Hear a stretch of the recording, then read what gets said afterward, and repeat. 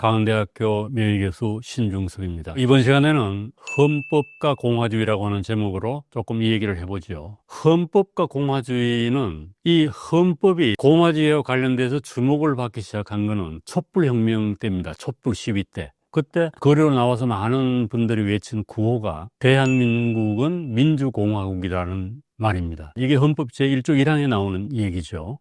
그래서 까맣게 잊고 있었는데 대한민국이 민주공화국이라는 말을 거리로 역시 나오니까 도대체 민주공화국이 뭐지? 이제 이런 의문, 너무나 당연한 것처럼 보이는 의문이 이제 제기가 된 거죠. 그래서 제가 이제 이 민주공화국이 뭔가 이걸 좀 알아보기 위해서 여러 헌법학자들이 쓴 책도 보고 또 뭐 다른 분들이 쓴 책도 조금 봤습니다. 헌법을 국민들이 읽어보나요? 시민들이? 이거 좀 읽어볼 필요가 있다고 저는 생각을 합니다. 민주공화국의 의미가 뭔가 그것도 알기 위해서 그렇기도 하고 국가의 구성 원리가 헌법에 다 들어있거든요. 그래서 우리가 살고 있는 나라가 어떤 나라인가, 그리고 정치인들이 정치를 제대로 하고 있는 건가, 이런 것을 좀 알려고 하면은 헌법에 대한 기본적인 관심과 지식이 있어야 된다고 저는 생각을 합니다. 그래서 도서관이나 서점에 가보면 헌법에 대한 책은 참 많습니다. 사법고시 볼 때 이 필수 과목이었는지 아니면 또 다른 무슨 시험에 이 헌법이 들어가는지 모르겠습니다만 헌법학자들도 많고 그분들이 쓴 책도 상당히 많이 있습니다. 그래서 이건 대체로 최근에 나와서 뭐 사람들은 널리 읽히고 있는, 물론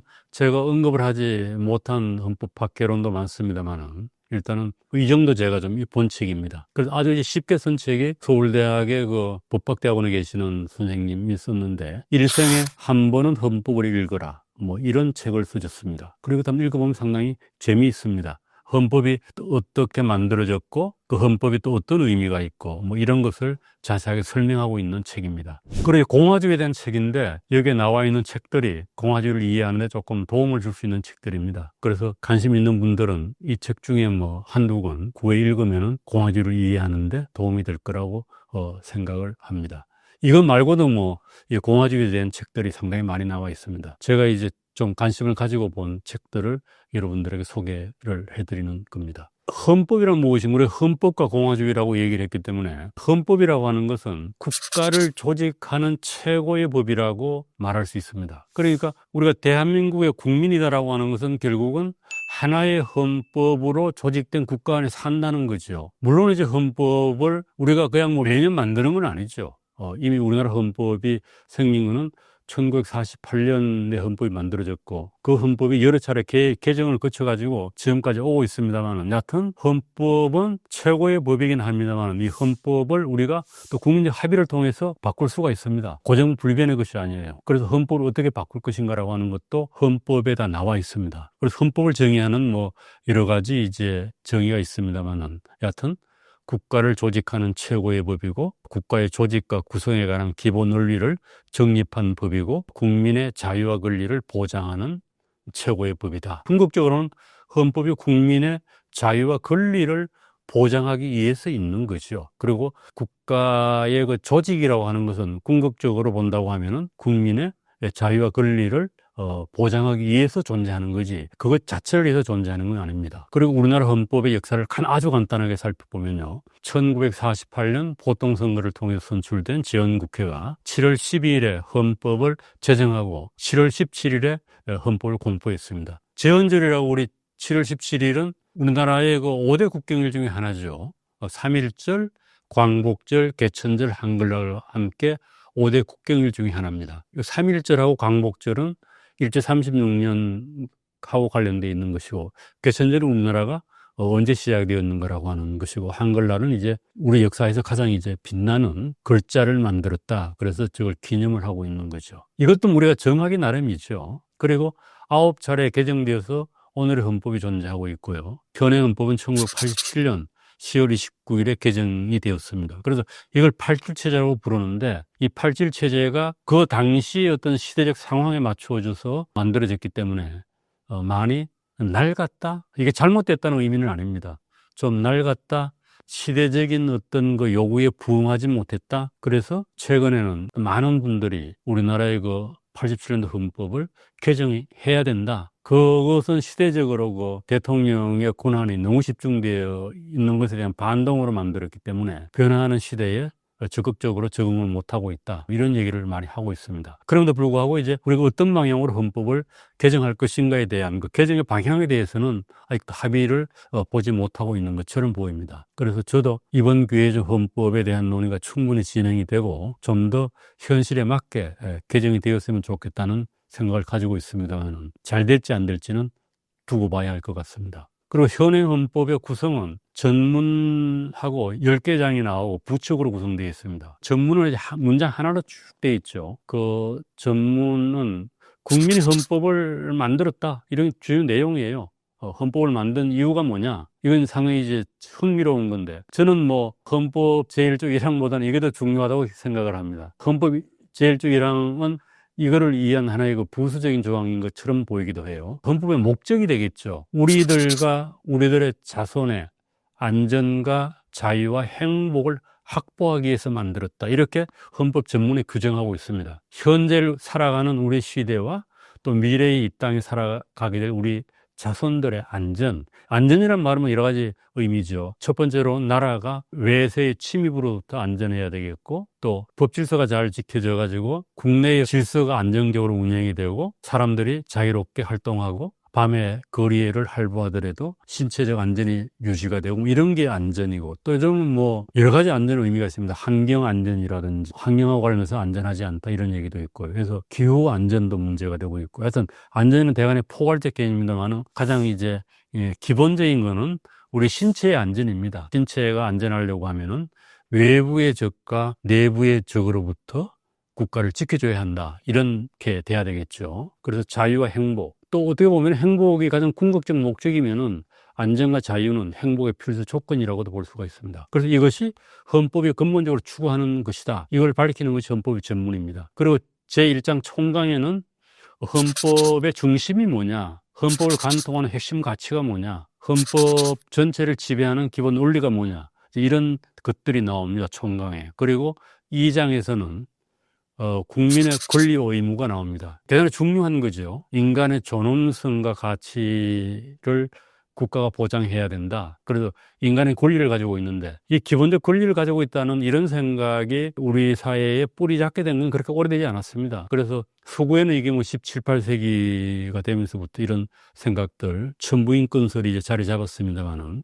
우리나라는 그렇게 오래된 생각이 아니다 이렇게 볼 수가 있습니다. 행복 추구권, 평등권, 자유권, 참정권, 청구권, 사회권 순으로 나열이 되어 있고, 또 국민의 기본적인 의무라고 하는 것도 있습니다. 권리만 있는 게 아니고 의무가 있죠. 4대 의무 이렇게 얘기를 합니다. 납세의 의무, 병력의 의무, 근로의 의무, 교육의 의무, 이렇게 해서 4가지 기본적인 의무가 있습니다. 이건 국민이 해야 할 바죠. 그리고 권리는 국가한테 요구할 수 있는 겁니다. 그리고 헌법의 이제 제3장부터 제10장까지는 국회, 정부, 법원, 헌법재판소 이런 국가기관들이죠. 경제조항도 있고 헌법개혁도 있고, 이런 것들을 어떻게 본다고 하면은 2장의 내용을 실현하기 위한 수단에 불과합니다. 국회의원들, 뭐 대통령, 뭐 판검 덧지고 하는데 그 사람들은 다 뭔가 하면은 국민의 권리를 보장하기 위해서 국가기관에 봉사하는 사람들이에요. 여러 가지 방식을 통해서 국가기관으로 들어가서 일을 합니다만, 이런 것들은 모두 다가 헌법 제2장에 나오는 국민의 권리를 보장하기 위한 수단에 불과하다는 겁니다. 그럼에도 불구하고 현실적으로는 저 사람들이 무슨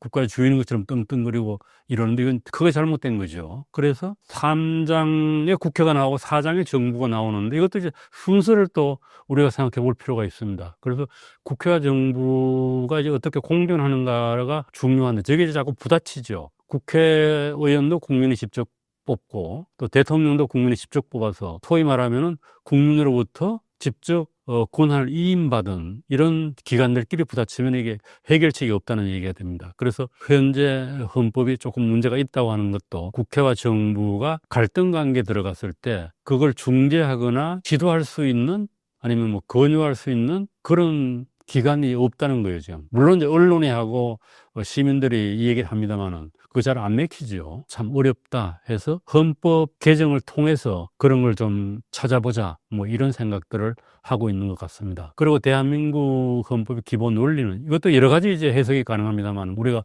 공통적으로 얘기하는 것은 국민 주권주의다. 이게 가장 중요한 거죠. 모든 인간은 평등하다는 겁니다. 재산이 있든 없든 남자든 여자든 나이가 많든 적든 인간의 어떤 개별적인 특성을 넘어서서 모든 사람은 평등하다. 만민 평등 사상이 주권 사상으로 바뀐 거죠. 그래서 우리나라는 이제 이것이 1948년부터 자리 잡게 됐다고 볼 수가 있습니다. 그러면 우리나라 헌법이 이제 임시정부의 법통을 개성했다. 이런 것은 헌법 전문에 나오는 얘기고, 그 다음에 중요한 건데 이제 인민민주주의를 배척하는 자유민주주의입니다. 같은 민주주의가 붙어 있는데 이 자유민주주의와 인민민주주의는 공존할 수 없다는 얘기입니다. 그래서 최근에도 이제 뭐 계엄을 둘러싸고 체제 전쟁이다 뭐 이런 얘기가 나온 이유는 자유민주주의를 위협하는 세력이 눈에 보이지 않지만은 우리나라에 상당히 있다 뭐 이런 인식에서 나온 것 같습니다. 그래서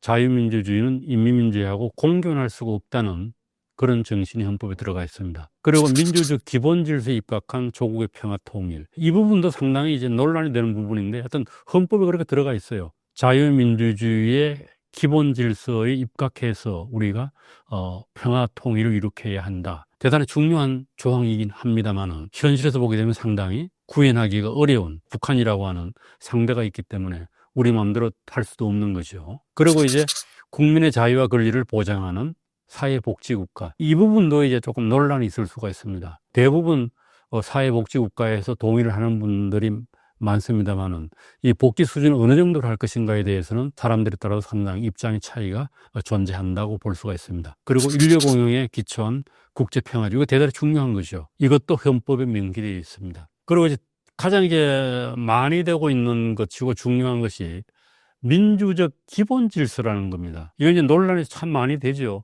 뭐 교과서 때문에 문제가 되기도 하고. 그래서 우리 헌법 전문 사저에 보면요, 자유민주적 기본 질서라는 말이 나오고 또 제8조에는 민주적 기본 질서라고 하는 말이 나옵니다. 어떤 분들은 민주적 기본 질서로 충분하다. 앞에 자유를 뭐하러 붙이냐? 이렇게 주장하는 분들이 무슨 소리 하는 거냐? 자유가 들어가야 된다. 자유가 안 들어가게 되면은 아까 얘기했듯이 인민민주주의까지 하자는 얘기냐, 이런 이제 논란이 일어났습니다. 그래서 이걸 해석하는 방법은 이제 여러 가지가 있습니다만 그 중에서도 어떤 분들 말하자면은 민주적 기본 질서라고 하는 것이 충분하다 이렇게 보는 분들은 그 민주적이라고 하는 말 속에는 자유민주적 기본 질서와 사회민주적 기본 질서가 포함된 것이지 거기에 인민민주적 기본 질서는 들어가는 게 아니다. 그래서 그건 얘기할 것도 없고 뭐 그냥 민족 기본질서 충분하다. 굳이 그걸 자유민주주의라고 얘기할 필요가 있냐, 이런 입장인 것 같습니다. 이렇게 얘기하면 대체라고 보면 자유민주주의의 기본적 가치보다는 사회민주주의적 가치를 옹호하는 쪽으로 좀 기울어진 측면이 있습니다. 그리고 자유민주적 기본질서로 충분하다고 얘기하는 사람들은 이미 자유민주적 기본질서 안에 사회복지국가의 원리가 들어가 있기 때문에 자유민주적 기본질서를 좀 더 폭넓게 해석을 해야 된다, 이렇게 보는 거예요. 그 얘기는 뭔가 하면은 복지국가의 개념을 자유민주적 기본질서가 배제하지 않는다는 겁니다. 그리고 서구의 선진민주주의 국가들이 대개 보면 자유민주주의를 하고 있는 나라들인데 자유민주주의 이 얘기하면 이미 거기에 사회복지국가의 원리가 들어가 있기 때문에 사회복지를 배제하는 게 아니다. 그래서 자유민주주의로 충분하다. 뭐 이렇게 얘기하는 분들도 있습니다. 그래서 이건 조금 논란이 있습니다만은 어떻든지 간에 이제 두 개 말이 그냥 뭐 같은 의미로서도 큰 차이, 문제는 없지 않는가라고 하는 생각을 저는 하고 있습니다. 그리고 이제 자유민주적 기본 질서의 가장 근본적인 게 개인의 자율적 이성을 신뢰하고 모든 정책 견해들이 상대적 진리성과 합리성을 지닌 다원적 세계관을 지지한다는 겁니다. 중요한 지적이면서 또 어려운 지적입니다. 상대적 진리성과 합리성을 가지고 있다는 거예요. 정치적 견해들이. 그 얘기는 어느 누구의 정치적 견해도 절대적으로 옳을 수 없다는 얘기입니다. 정치적 견해는 일종의 상대적이라는 거예요. 나는 이렇게 생각하지만 너는 이렇게 생각한다. 그것이 자유민주주의 안에서 일어나는 생각이어야 하는 거죠. 예를 들면 자유민주주의하고 배치되는 견해를 가지고 있는 것까지 허용할 수는 없다는 거예요. 이게 이제 어떻게 보면은 자유민주주의가 자신을 지키기 위해서 자신을 파괴하는 이념은 허용하지 않아야 되는 거죠. 그래서 우리가 아무리 이 다원적인 세계관을 주장하고 이데올로기의 다원성을 인정한다고 하더라도 다원성 속에는 전체주의와 인민민주주의는 들어올 수가 없다는 겁니다. 이거는 뭐 민주주의의 자기 방어 논리하고도 맞닿아 있는 겁니다. 우리가 대화를 통해서 문제를 해결하자고 그러는데 총을 들고 나타나는 사람한테 어떻게 해야 되겠어요? 그때 폭력으로 우리가 대항하는 수밖에 없습니다. 그래서 우리 사회가 다원 사회이긴 하지만은 절대로 전체주의와 인민민주주의는 허용될 수가 없다고 하는 것이 자유민주주의의 기본적인 개념이다, 이렇게 볼 수가 있습니다. 그리고 이거는 뭐 제가 찾아보기를 통해서 횟수를 체크한 겁니다만은 우리 헌법에 나타난 핵심적 개념으로 보면 자유가 21번은 가장 많이 나옵니다. 이거는 이제 자유권 얘기하기 때문에 그런 것 같아요. 뭐 거주의진의 자유, 언론과 출판의 자유, 사상의 자유, 양심의 자유. 그래서 자유가 많이 나오고 민주가 11번이 나오고 공화는 한 번 나오고 행복은 2번 나오고 안전은 11번이 나옵니다. 그리고 민주주의는 한 번 딱 나오고 주의로서 자유주의, 공화주의는 말은 없어요. 그럼에도 불구하고 이제 우리 헌법에 포함된 이념이 뭐냐? 보는 사람마다 뭐 다양할 수 있겠으나 저는 적어도 이렇게 봅니다. 우리 헌법에는 민주주의도 들어가 있고 자유주의도 들어가 있고 공화주의적 이념도 들어가 있고 또 극단적으로 얘기하면 공산주의적 요소까지 들어가 있어요. 그리고 헌법은 상당히 포괄적이라는 겁니다. 그래서 우리 헌법이 무슨 민주주의만 기초가 있다 이렇게 볼 수도 없는 거고 자유주의만 기초가 있다 이렇게 볼 수도 없는 거고 공화주의만 기초가 있다 이렇게 볼 수도 없는 거예요. 그래서 헌법 충분히 이렇게 넓은 거죠. 국민의 다양한 생각들을 다 포용할 수 있을 정도 넓은 생각입니다. 그럼에도 불구하고 아까 얘기했듯이 북한과 같은 인민민주주의와 전체주의는 우리가 포용할 수 없다. 이렇게 봐야지 됩니다. 그리고 이제 이게 헌법 제1조 1항 나오네요. 대한민국은 민주공화국이다. 이 말에 대한 해석도 다양해요. 그리고 민주와 공화국이 끊임없이 이렇게 변하기 때문에 이렇게 구분하는 것 자체가 별로 의미가 없다 이렇게 주장하는 사람도 있습니다만은 현재로 본다고 하면은 이 민주공화국의 의미는 대단히 제한적으로 특정 의미를 가지고 있다고 볼 수 있습니다. 그리고 이 대한민국은 민주공화국이라고 하는 이 주장은 상해 임시정부 임시헌장 제1조에 하고 똑같아요. 똑같다고 볼 수는 없을까요? 그 의미는 대한민국은 민주공화제로 함 이렇게 되어 있어요. 공화국이 아니고. 그러니까 공화제에 기초한 나라가 국이 되겠죠. 그건 같은 의미라고 볼 수 있죠. 그러나 제하고 국의 차이는 있습니다. 그래서 결국 헌법 1조 1항은 대한민국의 정체성을 나타내는 것이고 그 정체성이 바로 민주공화국이다 해서 민주의 의미가 뭐냐? 그러면 이거는 아까 얘기했듯이 주권의 소지자가 국민이라는 거예요. 제1조 1항 밑에 바로 2항에 나오죠. 모든 권력은 국민에게 있다는 게 나옵니다. 민주는 주권의 소지를 나타내는 겁니다. 그리고 공화국이 뭐냐? 아주 이제 단순하게 해석하게 되면은 왕이 없는 나라예요. 절대군주가 없는 나라죠. 물론 이제 왕이 존재하는 나라, 입헌공화국도 있죠. 그러나 여기에서는 전제군주로서의 왕인 것 같습니다. 그래서 대한민국은 민주공화국이다 했을 때 우리는 더 이상 왕정으로 돌아가지 않는다. 뭐 이런 것을 선언했다고도 볼 수가 있고 또 그 다음에 이제 공화국의 의미는 특정 집단이 아닌 구성원 전체의 공동선을 추구한다는 거예요. 무엇가 나라가. 그러니까 나라는 특정 개인이나 특정 집단의 이익을 추구하지 않고 그 나라를 구성하고 있는 공동체 전체의 공동선을 추구한다. 이것이 국가의 의무이고 국가가 해야 되는 일이라는 겁니다. 이것이 이제 공화국의 의미다.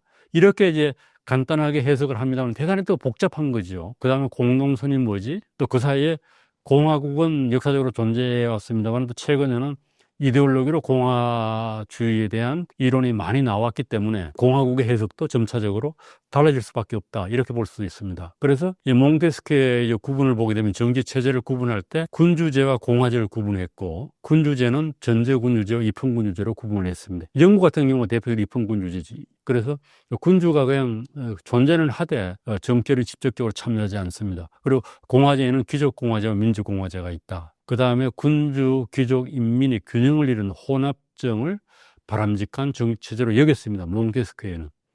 이거 참 어려운 얘기죠. 왜 그런가 하면 현재는 어떻게 되어 있어요? 군주도 없고 귀족도 없고 인민 없잖아요. 모든 사람 평등하다고 했으니까. 이거는 이제 옛날 신분사의 얘기예요. 근대 이전에. 그래서 이것이 이제 현대적으로 해석되게 되면은 권력 분립이라고 볼 수 있습니다.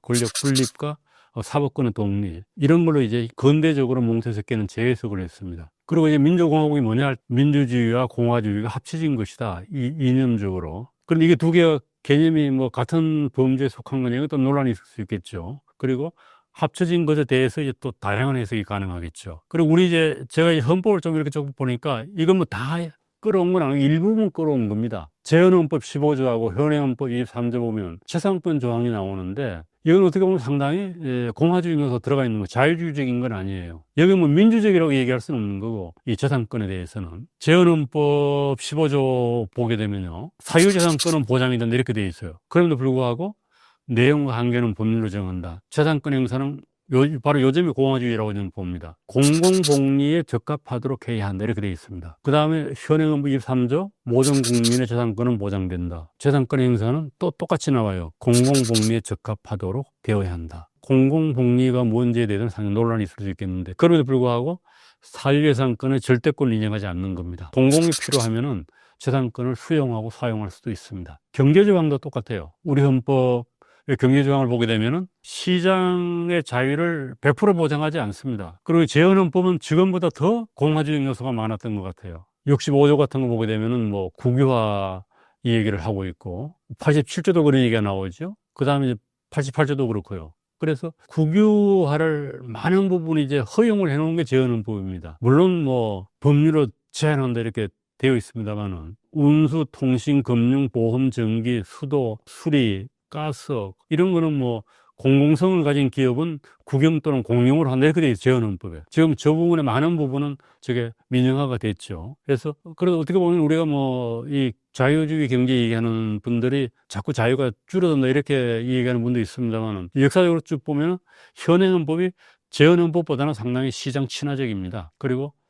경제조항 우리 119조죠. 이것도 논란이 많은 겁니다. 119조 1항과 2항이 있는데 2항에 어떻게 보면 공화주의 요소가 상당히 들어가 있습니다. 어떤 분들은 뭐 저걸 사회주의 요소라고도 얘기를 하지요. 그건 뭐 경제를 국가가 계획한다 이런 의미에서 사회주의라고 볼 수도 있습니다. 그래서 현재도 보게 되면은 공공의 이익이라고 하는 걸 강조해서 공화적 요소가 들어가 있습니다. 그리고 공무원들, 저는 이 부분은 이제 뭐 대단히 중요한 거죠. 공무원들은 국민 전체에 대한 봉사자이며 국민에 대해서 책임을 진다. 이건 너무나 당연한 겁니다. 국가기관에서 종사하는 분들은 국민들의 이익을 위해서, 공익을 이익을 위해서 일을 해야 된다. 이 조항이 이제 넓게 보면 공화주의 요소라고 저는 생각을 합니다. 그리고 46조 보게 되면 국회의원은 청렴의 의무가 있다. 국회의원은 국가의 이익을 우선하여 양심에 따라 직무를 행한다. 국가의 이익이 국회의원들 추구해야 될 가장 기본적인 가치예요. 그럼에도 불구하고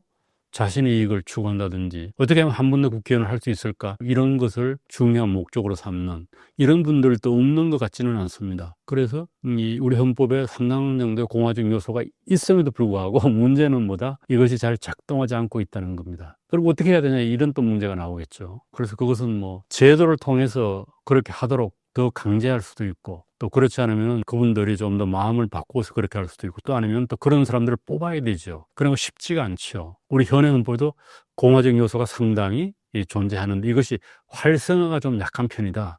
저는 그렇게 생각을 합니다. 감사합니다.